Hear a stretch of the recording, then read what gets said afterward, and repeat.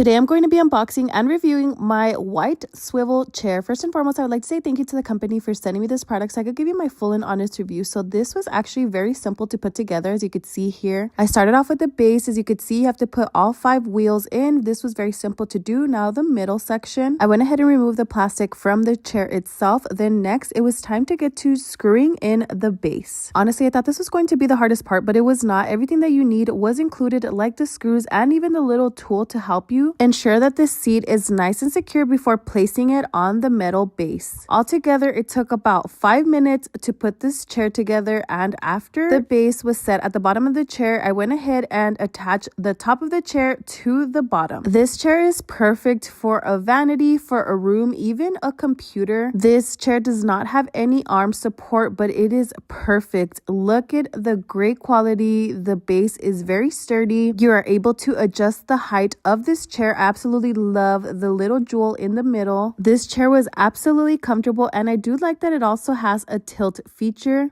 This is such a high quality chair for an amazing price. I absolutely loved it, and it is available in a variety of colors. I definitely would recommend if you're looking for a new office chair.